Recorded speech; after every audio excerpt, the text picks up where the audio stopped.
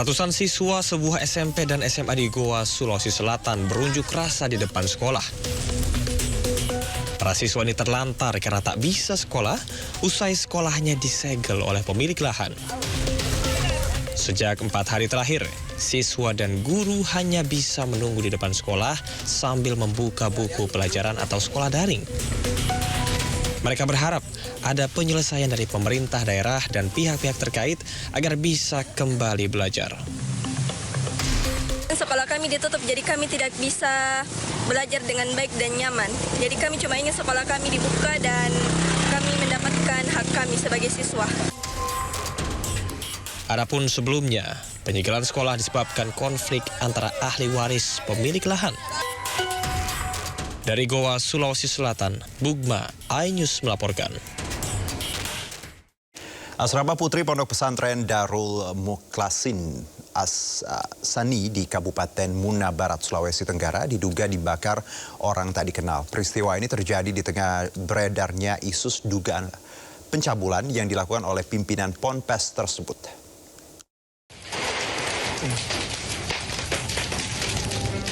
Kebakaran melanda asrama putri Pondok Pesantren Darul Mukhlasin As-Sani di Kecamatan Kusambi, Kabupaten Muna Barat, Sulawesi Tenggara pada Jumat dini hari.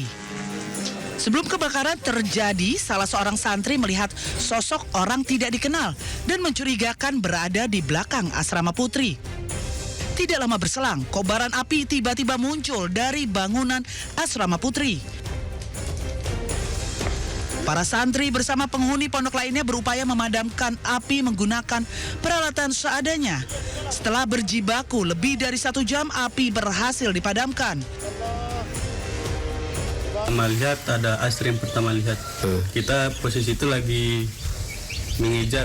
Nah, masuknya bilang ada orang deh panggil kita. Terus? Jadi kita ikut mengejar. Pas sudah mau mengejar, dengar tuh Asri teriak. Cuma kurang jelas dia teriak apa.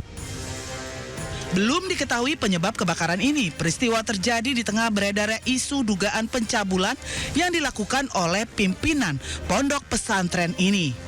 Pihak kepolisian telah melakukan olah tempat kejadian perkara dan memeriksa sejumlah saksi.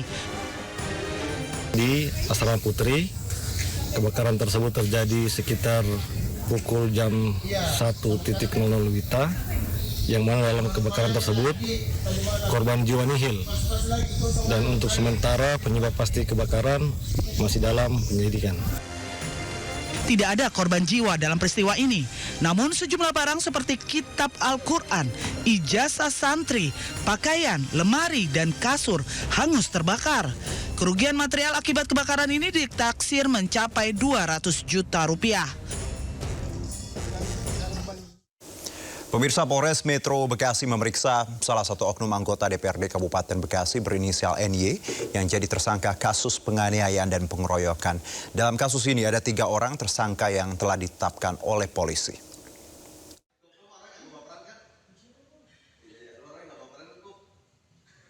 Pria yang turun dari mobil mewah ini adalah NY yang merupakan anggota DPRD Kabupaten Bekasi, Jawa Barat. Tim penyidik Satuan Reserse Polres Metro Bekasi tengah melakukan pemeriksaan intensif terhadap NY yang dimintai keterangan sebagai tersangka atas kasus dugaan penganiayaan dan pengeroyokan yang menimpa seorang warga di sebuah restoran di wilayah Cikarang Selatan, Kabupaten Bekasi beberapa waktu lalu. Dalam kasus ini ada 3 orang tersangka yang telah ditetapkan oleh polisi. 2 diantaranya berinisial BA dan EB yang saat itu berada di lokasi saat penganiayaan terjadi. Proses pemeriksaan terhadap 3 tersangka diantaranya NY masih berlangsung dan dilakukan secara maraton oleh tim penyidik. Dan setelah proses pemeriksaan selesai, penyidik akan langsung melakukan penahanan terhadap para tersangka sesuai dengan prosedur yang berlaku. Status yang bersangkutan sebagai tersangka.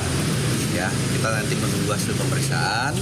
Kemudian untuk berkaitan dengan yang bersangkutan, nanti hasilnya apa, nanti baru akan kita sampaikan kepada rekan-rekan penyidik. Yang pasti statusnya sudah sebagai tersangka. Saat ini penyidik masih mendalami peran masing-masing tersangka untuk melengkapi berkas perkara sebelum langkah hukum lebih lanjut. Pemirsa, Kerry Adrianto Riza, anak dari buronan kasus korupsi tata kelola minyak mentah Pertamina Muhammad Riza Khalid, jalani sidang tuntutan atas perkara yang menjeratnya hari ini. Ya, sidang pembacaan tuntutan terhadap Muhammad Keri Adrianto Riza, anak pengusaha Riza Khalid sekaligus beneficial owner PT Navigator Katulistiwa, berlangsung hari ini di Pengadilan Tindak Pidana Korupsi Jakarta. Sebelumnya Keri didakwa merugikan keuangan negara hingga 285 triliun rupiah dalam kasus dugaan korupsi tata kelola minyak mentah dan produk kilang di PT Pertamina. Dua ini lagi cuti, jadi sementara untuk majelis ini sementara diganti oleh Pak Bur. Jadi nanti kalau nggak Kita ke informasi bencana, pemirsa. Banjir yang terjadi di wilayah Kabupaten Cirebon, Jawa Barat tak hanya merendam pemukiman, namun juga sarana pendidikan.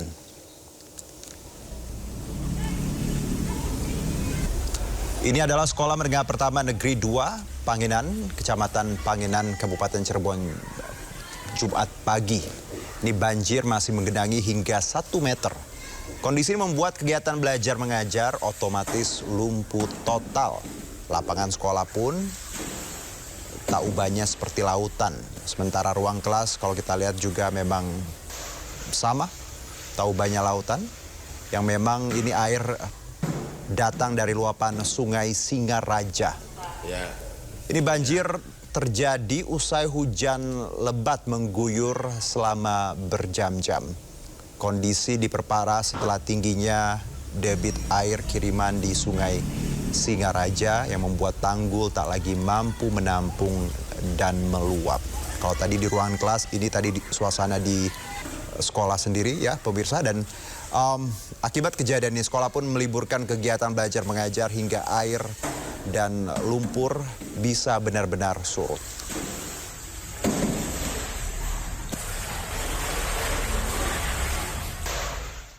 Sementara itu diguyur hujan deras, Sungai Begadung dan Kali Jompo meluap hingga melimpah ke permukiman warga di Jember, Jawa Timur.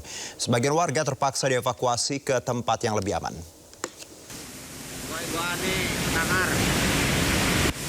Air Kali Jompo dan Bedadung meluap hingga menerjang permukiman warga dan jalan raya di Jember, Jawa Timur. Ratusan rumah warga yang berada tidak jauh dari bantaran sungai terendam banjir dengan ketinggian 1 hingga 2 meter. Di Kecamatan Rambi Puji dan Balung, warga terutama lansia dan yang sakit dievakuasi dengan perahu karet oleh tim SAR dibantu relawan. Banjir yang tiba-tiba datang membuat warga tidak sempat mengemasi barang-barangnya.